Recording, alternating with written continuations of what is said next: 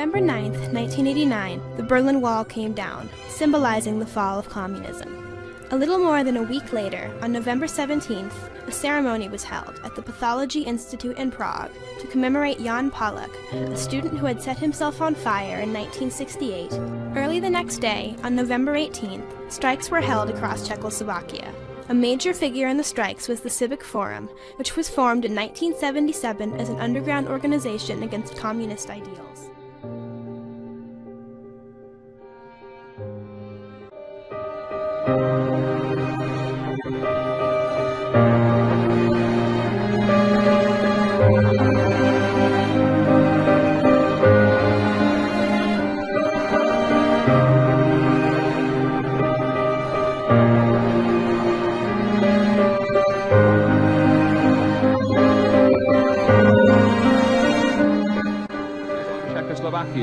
Now hundreds of thousands of Czechoslovaks are in the streets. They packed into Wenceslas Square. They jammed the side streets, and they were not just students and intellectuals. There were workers, too, and in large numbers. And in case the Communist Party and its government did not get the message from the mere sight of this many people, they drove it home with their chants. This protest movement may now be reaching a critical moment. A special session of the ruling Central Committee of the Communist Party meets tomorrow. It is empowered to make changes in the leadership. The most likely scapegoat is Miloš Jakeš, the party's general secretary. But the opposition group, the Civic Forum, wants at least 5 other Politburo members out.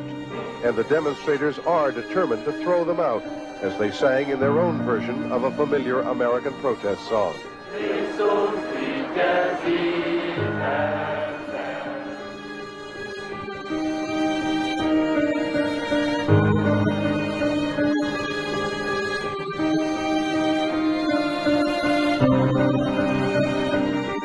Czechoslovakia's leading dissident told the crowds in Wenceslas Square today, "We will never return to the old system of totalitarian rule." Václav Havel is a playwright who has emerged as the central figure in the reform movement. After years of struggle against the communist state, years of harassment, arrest, and imprisonment, Havel now believes they may be on the verge of victory. But the situation is still dangerous and unpredictable, Havel says. The protest movement is now too big to be controlled. Havel says the protest movement will settle for nothing less than the resignation of the hardline leadership of the communist government. Czechoslovakia today became the latest of the countries of Eastern Europe, once held so tightly in the Soviet grip, to throw off its hardline communist yoke. Bowing to pressure from the growing pro-democracy demonstrations throughout the country, Communist Party boss Miloš Jakeš and all the other members of the Czech Communist Politburo resigned. It was victory. It was perhaps only one battle in a non-violent war of liberation, but it was victory nonetheless, and they celebrated.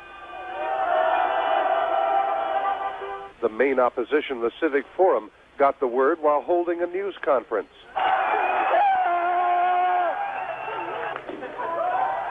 They popped open some champagne and toasted the news.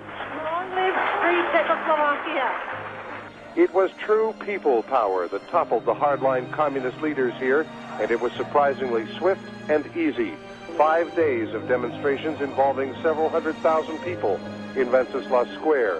And it was fitting that while the party leaders were deciding what to do, tonight's featured speaker at the demonstration was Alexander Dubček, whose own reform movement 21 years ago had been brutally crushed by Soviet legislation.